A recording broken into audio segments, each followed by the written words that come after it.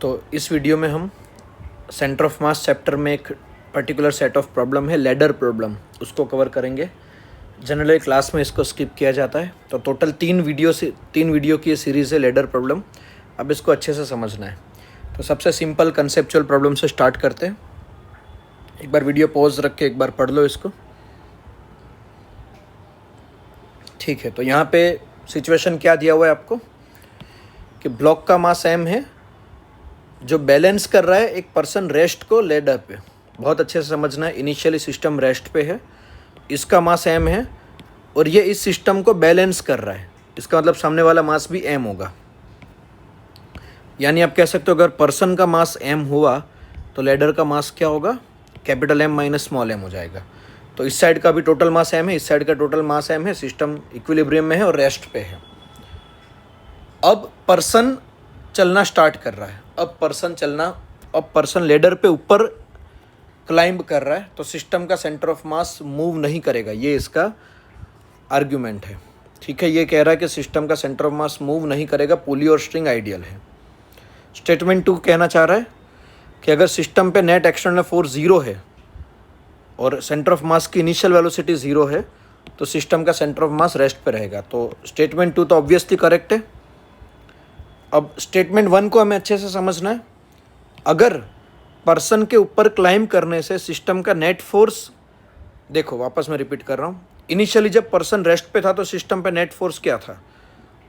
तो मेरी सिस्टम ये है, ये मेरी सिस्टम है। नेट फोर्स क्या क्या लगेगा, ऊपर टी और नीचे दोनों का mg, नीचे दोनों का mg और कैपिटल mg। यानी सिस्टम पे नेट फोर्स आप कह सकते हो, सिस्टम पे नेट फोर्स है 2t माइनस 2mg।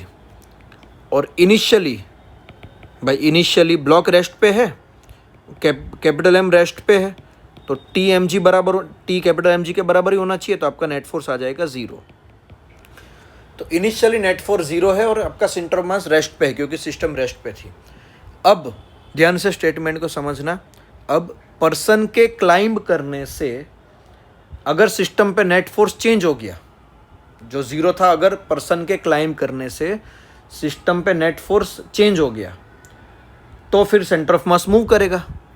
लेकिन पर्सन के क्लाइंब करने से अगर सिस्टम का नेट फोर्स चेंज नहीं हुआ तो पर्सन मूव नहीं करेगा। तब हमें इसका डिटेल में एनालिसिस करना है। एक बार देखना है कि क्या पर्सन के मूव करने से सिस्टम का सेंटर ऑफ मास चेंज होगा कि नहीं होगा, मतलब क्या सिस्टम पे नेट फोर्स चेंज होगा कि नहीं होगा, ठीक है। अब एक चीज़, पर्सन इनिशियली रेस्ट पे है, अब वो मूव करना स्टार्ट किया, मतलब पर्सन का एक्सेलेरेशन होगा तभी तो कोई रेस्ट वाली चीज़ मूव करेगी। और अभी मैं ऐसा मान के चल रहा हूँ कि भाई पर्सन का एक्सेलेरेशन ऊपर की डायरेक्शन में है। अब पर्सन के मूव करने से अगर पर्सन एक्सलेट हुआ तो मैं मान रहा हूँ कि ब्लॉक और लेडर भी एक्सलेट हुई। ये सब एजम्पशन है, ठीक है। तो मानो पर्सन अगर ऊपर एक्सलेट किया तो लेडर नीचे ए बी से एक्सलेट की और ये ब्लॉक ऊपर ए बी से एक्सलेट करेगा क्योंकि लेडर और ब्लॉक एक ही स्ट्रिंग से कनेक्टेड है। तो ब्लॉक का और लेडर का एक्सलेशन सेम आएगा, ऑपोजिट डायरेक्शन में, मैग्नीट्यूड वाइज सेम होगा। तो ब्लॉक का एक्सलेशन ए बी, लेडर का एक्सलेशन नीचे की ओर ए बी, पर्सन का एक्सलेशन ग्राउंड के रिस्पेक्ट में ए बी है, ठीक है। तो अगर मेरे पास ये 3 है तो मैं सिस्टम के सेंटर ऑफ मास का एक्सलेशन लिख सकता हूँ। तो अब देखो, ये ब्लॉक का एक्सलेशन ऊपर है पॉजिटिव डायरेक्शन में, फिर लेडर का एक्सलेशन नीचे है नेगेटिव डायरेक्शन में, और पर्सन का एक्सलेशन ऊपर है पॉजिटिव डायरेक्शन में। तो मेरे सिस्टम का एकॉम ये मिला। लेकिन हम ये आर्गुमेंट भी कर सकते हैं कि भाई हो सकता है कि भाई लेडर के रिस्पेक्ट में पर्सन ऊपर जा रहा हो लेकिन लेडर खुद नीचे जा रहा है, तो हो सकता है पर्सन का ग्राउंड के रिस्पेक्ट में एक्सेलेरेशन नीचे हो। तो अगर ऐसा हुआ तो AP की साइन नेगेटिव आ जाएगी। यानी सिस्टम का एक्सेलरेशन, सिस्टम के सेंटर ऑफ मास का एक्सेलरेशन या तो ये आएगा या तो ये आएगा, ठीक है। अब सिस्टम का सेंटर ऑफ मास तभी रेस्ट पे रहेगा जब एकॉम 0 हो, और एकॉम 0 तभी होगा जब इक्वेशन ये वाली बने, यानी एकॉम 0 तभी होगा जब AB और AP सेम हो। तब मुझे ये प्रूफ करना है कि AB और AP सेम हो सकते हैं कि नहीं हो सकते, ठीक है। पूरी प्रोसेस को फॉलो कर पा रहे हो आप। क्वेश्चन में पूछा गया है कि भाई सिस्टम का सेंटर ऑफ मास रेस्ट पे रहेगा कि नहीं। ये प्रूफ करने के लिए मैंने सिस्टम के सेंटर ऑफ मास का एक्सलेशन निकाल दिया। अब सिस्टम का सेंटर ऑफ मास का एक्सेलरेशन 0 तभी होगा जब ये दो चीज़ इक्वल हो सकती है, और इसके लिए AP नीचे आना पड़ेगा पहले तो। अब मैं थोड़ा सा न्यूटन्स लॉ में जाता हूँ, तो मैं पहले तीनों का FBD बनाता हूँ। तो देखो ब्लॉक का FBD ये बनेगा, ऊपर टेंशन नीचे mg और AB ऊपर की ओर। पर्सन का FBD ये बनेगा, पर्सन पे ऊपर नॉर्मल लग रहा है लेडर का, नीचे mg और ऊपर की ओर एक्सेलरेशन। और लेडर का FBD ये बनेगा, नीचे उसका मास, पर्सन का नॉर्मल, ऊपर टेंशन और लेडर का नीचे एक्सेलरेशन। अब सब पे न्यूटन सेकंड लॉ लगाओ, तो ब्लॉक पे सेकंड लॉ क्या लगेगा, T माइनस mg बराबर MAB। फिर पर्सन पे क्या लगेगा Newton second law, N minus mg बराबर MAP। और लेडर पे क्या लगेगा, ये माइनस ये बराबर ये। तो अब यहाँ से देखो तो ये आपके तीन इक्वेशन बनी। ये वाली इक्वेशन है आपके, ये वाली इक्वेशन ब्लॉक के लिए है, ये वाली इक्वेशन लेडर के लिए है, और ये वाली इक्वेशन पर्सन के लिए है।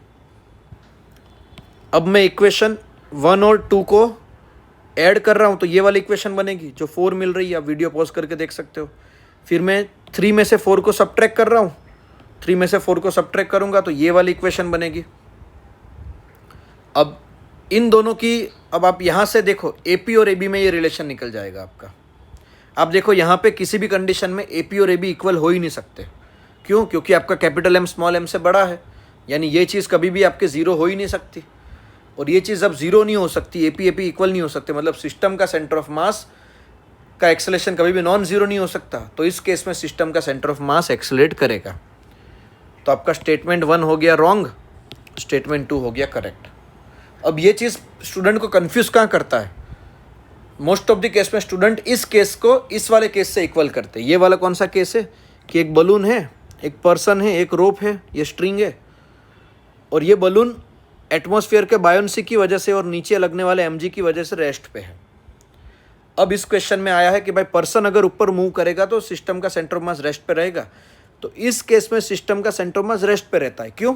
क्योंकि आप देखो सिस्टम पे नेट फोर्स क्या है, सिस्टम पे नेट फोर्स है ऊपर बायोन्सी और नीचे सबका mg, और कोई एक्सटर्नल फोर्स तो है नहीं। पर्सन का जो फोर्स होता है वो इंटरनल होगा, स्ट्रिंग की जो टेंशन होगा वो इंटरनल होगा।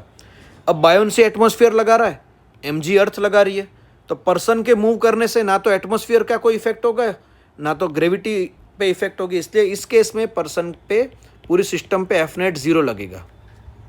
तो इस केस में सिस्टम का सेंटर ऑफ मास का एक्सेलरेशन 0 होगा। तो इस केस में सेंटर ऑफ मास रेस्ट पे रहेगा अगर वो इनिशियली रेस्ट पे है तो। लेकिन यहाँ पे पर्सन के मूव करने से टेंशन चेंज हो रहा है, क्योंकि यहाँ टेंशन एक्सटर्नल फोर्स है, जबकि इस केस में आपका टेंशन इंटरनल फोर्स था। यहाँ पे भी टेंशन चेंज होगा लेकिन वो इंटरनल फोर्स है, और यहाँ पे आपका टेंशन एक्सटर्नल फोर्स है, इसलिए सिस्टम का सेंटर ऑफ मास मूव करेगा। तो इस पे बेस अब एक और क्वेश्चन देखते हैं। एक बार इसको पढ़ लो वीडियो को पॉज रख के। अगर आगे वाला कंसेप्ट समझ में आया तो ये वाला क्वेश्चन आपको समझ में आ जाएगा।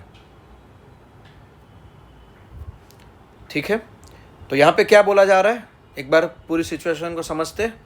यहाँ पे ऐसा बोला गया है कि भाई इस साइड मान लो एक लैडर है,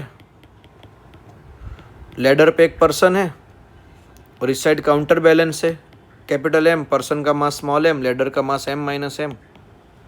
अब पर्सन लैडर के रिस्पेक्ट में ऊपर डेल्टा R मूव कर रहा है, तो सिस्टम का सेंटर ऑफ मास कितना मूव करेगा। तो हमने देख लिया कि अगर ये सिस्टम इनिशियली रेस्ट पे है और फिर पर्सन चलना स्टार्ट करता है तो सिस्टम का सेंटर ऑफ मास मूव करता है। तो वही पूछा हुआ है सिस्टम का सेंटर ऑफ मास कितना मूव करेगा। तो देखो ये इसका डायग्राम है। तो यहाँ पे आप समझ सकते हो कि भाई मान लो पर्सन के मूव करने से लैडर ऊपर की ओर y जितना मूव किया। अब लैडर और पर्सन के मूव करने से ब्लॉक ऊपर की ओर y मूव किया। अब आप देखो तो ब्लॉक और लैडर कनेक्टेड है, तो सीधी बात है लैडर नीचे की ओर y मूव करेगा, और पर्सन लैडर के रिस्पेक्ट में ऊपर की ओर डेल्टा R मूव कर रहा है। तो पर्सन ग्राउंड के रिस्पेक्ट में कितना मूव करेगा ऊपर की ओर, डेल्टा R माइनस वाई। तो मेरे पास सबका डिस्प्लेसमेंट आ चुका है, मेरे पास सबका डिस्प्लेसमेंट आ गया है। डेल्टा आर पी, पर्सन का डिस्प्लेसमेंट कितना है, डेल्टा आर माइनस वाई ऊपर की डायरेक्शन में। डेल्टा आर एम, ब्लॉक का डिस्प्लेसमेंट कितना है, वाई ऊपर की डायरेक्शन में। और डेल्टा आर लैडर, लैडर का डिस्प्लेसमेंट वाई है नीचे की डायरेक्शन में। अगर मेरे पास सबके डिस्प्लेसमेंट है तो सेंटर ऑफ मास का डिस्प्लेसमेंट निकाल सकता हूँ मैं, m1 delta y plus m2 delta y plus m3 delta y करके। तो देखो यहाँ पे हम फॉर्मूला में वैल्यू पुट कर रहे हैं, तो ये लैडर है, लैडर का डिस्प्लेसमेंट y जितना नीचे की डायरेक्शन में, इसलिए माइनस आया, लैडर का मास m माइनस m है। फिर ये पर्सन है, पर्सन का displacement delta r minus y ऊपर की डायरेक्शन में, इसलिए पॉजिटिव आएगा, और ये उसका मास है। और काउंटर बैलेंस का डिस्प्लेसमेंट y जितना ऊपर की डायरेक्शन में, और उसका मास कैपिटल M है, और नीचे सबके मास का टोटल। तो आप इसको कैलकुलेट करोगे तो आपका सिस्टम के सेंटर ऑफ मास का डिस्प्लेसमेंट आ जाएगा m delta r by 2m, ये आपका आंसर आ जाएगा। ठीक है, यानी पर्सन के मूव करने से सिस्टम का सेंटर ऑफ मास इतना मूव करता है। अब इसी पे बेस एक और क्वेश्चन है, एक बार वीडियो को स्टॉप करके देखो, स्टेटमेंट पढ़ो एक बार। ठीक है, यहाँ पे आपको दिया हुआ है कि भाई अगर पर्सन का लेडर के रिस्पेक्ट में रिलेटिव वेलोसिटी वी है तो सेंटर ऑफ मास की वेलोसिटी क्या होगी। तो देखो हम पीछे वाला रिजल्ट यूज़ कर सकते हैं कि भाई डेल्टा वाई को हम कितना है, डेल्टा वाई को हम कितना आया था, mass of person delta r by 2m, यहाँ पे m बैलेंस ब्लॉक का मास है, ये पर्सन का मास है, और डेल्टा r क्या है, डेल्टा r है displacement of person with respect to ladder, displacement of person with respect to ladder, और ये है डेल्टा वाई को हम सिस्टम के सेंटर ऑफ। अगर मैं इस इक्वेशन को डिफ्रेंशिएट करूँ तो LHS में क्या मिल जाएगा, सेंटर ऑफ मास की velocity mp by 2m constant है, और यहाँ डेल्टा r बाई dt। ये चीज़ क्या हो गई, डेल्टा r अगर लैडर के रिस्पेक्ट में पर्सन का डिस्प्लेसमेंट है तो उसका डिफ्रेंशिएशन हो जाएगा लैडर के रिस्पेक्ट में पर्सन की वेलोसिटी, वही आपको क्वेश्चन में दिया हुआ है VR। ठीक है, यानी यही चीज़ आपको क्वेश्चन में VR दिया हुआ है। तो आपके सेंटर ऑफ मास की वेलोसिटी क्या हो जाएगी, सेंटर ऑफ मास की velocity mp VR by 2m, और ये आपका ऑप्शन मैच होगा बी के साथ, बी आपका आंसर है। ठीक है, B will be your answer. तो एक बार इसको अच्छे से देख लो, कोई डाउट हो तो पूछ लेना। अभी इस सीरीज़ पे 2 और वीडियो है, वो भी आपको कंप्लीट करने हैं। ठीक है, थैंक यू।